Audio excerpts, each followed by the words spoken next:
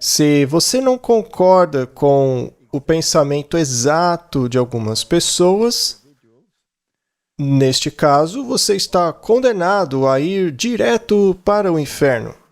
Você já encontrou pessoas que agem assim? Sim, para elas você já era. Se não concorda com elas, não há solução para você. Muito bem, vamos falar sobre a igreja.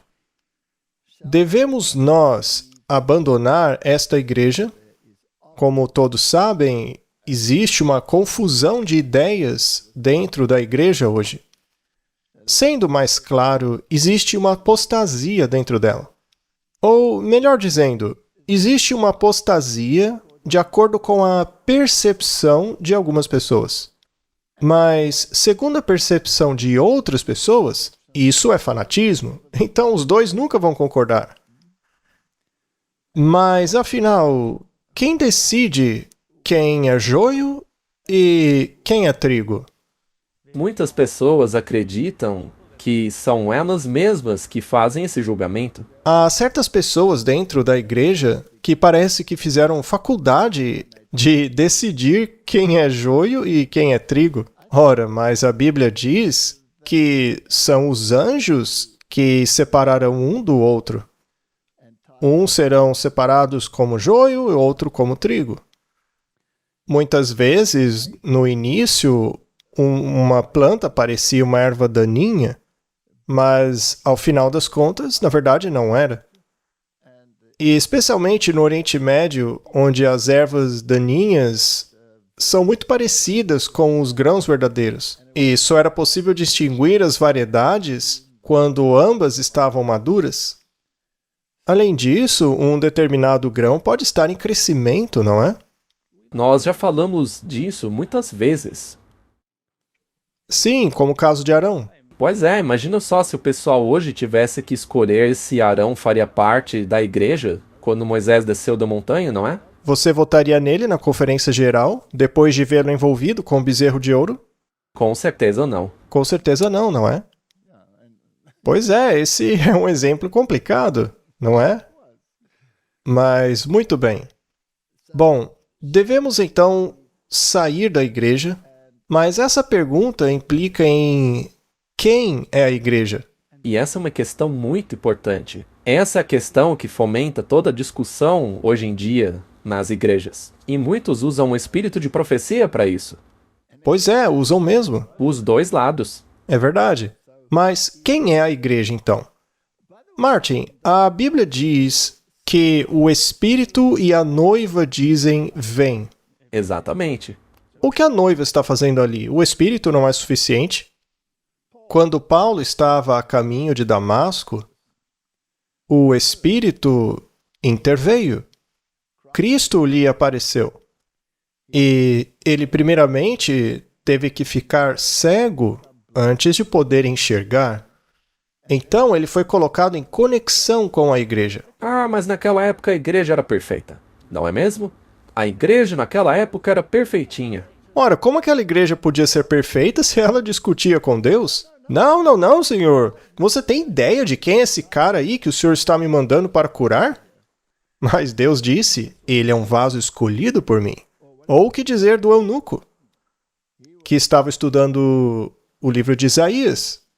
Ele queria saber quem era aquele indivíduo, ou aquilo tudo que estava sendo dito no livro do profeta Isaías, de quem ele está falando. E, bem, um anjo poderia ter aparecido e explicado a ele. O Espírito poderia ter guiá-lo na direção certa, mas ele enviou Filipe para o eunuco. Filipe foi enviado para lá de forma sobrenatural. É verdade. Para alcançá-lo, não é? Deus colocou um super turbo em Filipe e, de repente, ele apareceu em outra cidade. Bom, então vemos que o Senhor preocupou-se em enviar um representante de sua igreja. Vamos usar outro exemplo ainda. Pedro tinha essa noção de que todo gentio era impuro. E até mesmo comer com eles era um pecado terrível. Então ele teve que ouvir 3 vezes de Deus, não diga que aquilo que Deus purificou é impuro. E então logo depois, Pedro foi comer um torresmo. Não é? Não. Claro que não. Havia 3 gentios esperando por ele do lado de fora da casa. E o que foi que Pedro fez após ter visto aquela visão? Ele os convidou para ficar lá, para que pudessem planejar a viagem. E aí Pedro foi com eles. Mas ele sabia que estava em apuros, então levou 6 pessoas como testemunhas. Veja, a igreja ainda é um corpo de Cristo. Sim. Bom, número 1. Os amigos de Pedro ficaram chateados, porque se aqueles gentios passassem a noite lá, significa que 6 gentios estariam dormindo em suas camas.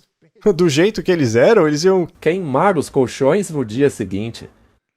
Exato. Mas aí Pedro foi com os gentios, e ao chegarem lá, os gentios, Cornélio e sua família, receberam o Espírito do mesmo jeito que os apóstolos.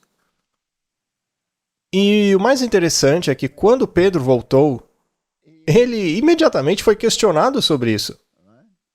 Mas aí ele explicou a situação e a igreja aceitou com alegria. Até um pouco mais tarde, quando eles decidiram engatar a marcha ré, não é?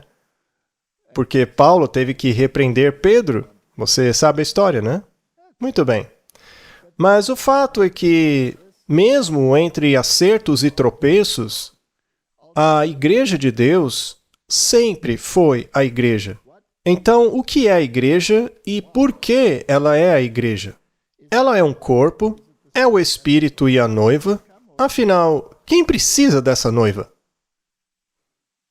Seria muito mais fácil simplesmente seguir o Espírito e jogar fora essa noiva atrapalhada. Esse homem aí provavelmente está com essa cara por causa da noiva, não é? Muito bem, vamos dar uma olhada nisso. Vamos fazer uma pergunta. Quem é a Igreja de Deus? Será que a Igreja de Deus é formada por pessoas perfeitas que nunca erram? Estes sim são os representantes de Deus, os perfeitos, a Igreja. Bem, a verdade é que a igreja não é assim. Com certeza não. Muito bem, vamos ver isso. Atos 7:36.